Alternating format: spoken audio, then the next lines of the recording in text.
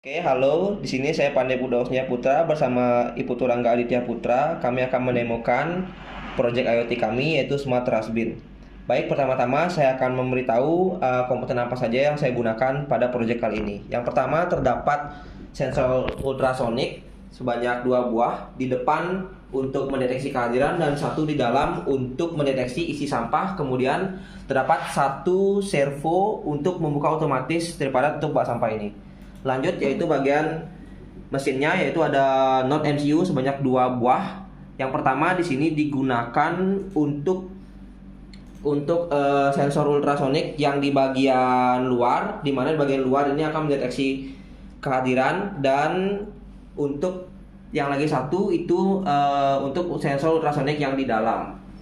Mereka akan berkomunikasi di dalam MQTT sehingga mereka dapat memberitahu servo untuk membuka secara otomatis. Oke, lanjut saja saya akan demokan bagaimana proyek IoT ini bekerja. Yang pertama, di sini seperti biasa ketika ada kehadiran di depannya, dia akan membuka secara otomatis dan dipenuhi dengan syarat ketika bak sampah ini belum penuh. Dan saya akan coba langsung ketika bak sampah ini penuh. Saya akan coba masukkan di sini sampahnya.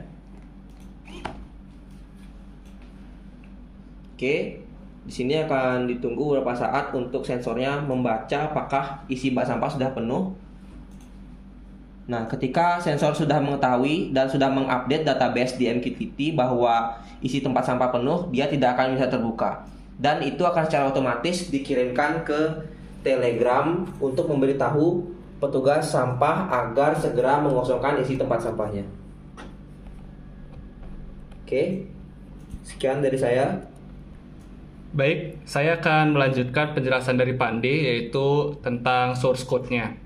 Berikut ini merupakan source code untuk Node MCU yang mendeteksi orang dan juga membuka servo. Di bagian paling atas itu ada untuk WiFi untuk terhubung ke MQTT. Berikutnya saya menggunakan mosquito.org untuk server MQTT-nya.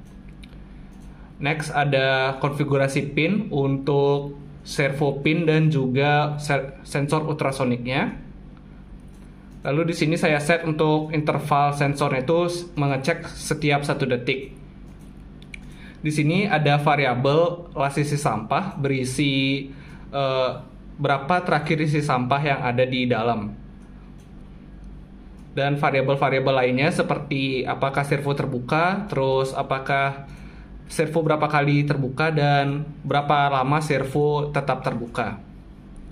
Berikutnya ada setup WiFi. Lalu juga di sini membaca data dari MQTT yang dikirimkan oleh Node MCU yang membaca isi sampah yang ada di dalamnya. Lalu lakukan logging pada terminal. Di sini ada function untuk menghubungkan MQTT.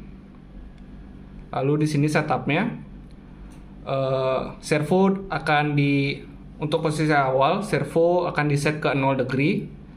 Lalu memanggil beberapa function seperti setup WiFi dan set server. Lalu di sini sensor akan membaca setiap 1 detik. Jika jaraknya 0, maka di set untuk tidak terdeteksi. Selain itu bakal di logging jaraknya. Lalu logika untuk membuka servo, yaitu di sini. Logikanya adalah jika servo tidak terbuka dan distance itu lebih dari 0 dan distance itu kurang dari 6, lalu juga dan last isi sampah itu kurang dari 80%, maka servo akan terbuka 150 derajat. Lalu status servo akan menjadi open dan servo time-nya akan menjadi now. Lalu di sini mengecek apakah masih ada seseorang ada di depan. Jika masih ada, maka servo akan tetap terbuka.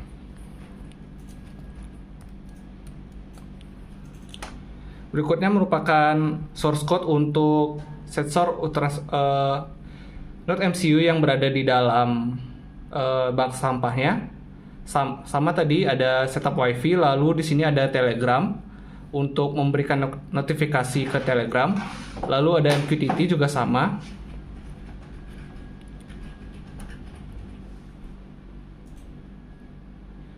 Di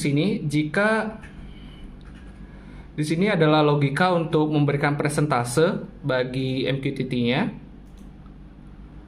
Lalu mempublish data untuk di-push ke MQTT-nya agar node MCU yang ada di luar bisa membaca. Lalu di sini jika tong sampahnya itu distance-nya itu jaraknya kurang dari 3, maka source code-nya akan mengirimkan notifikasi ke Telegram. Jika sampahnya sudah mulai kosong, maka status dari already notified-nya menjadi false. Sekian presentasi dari kami, terima kasih.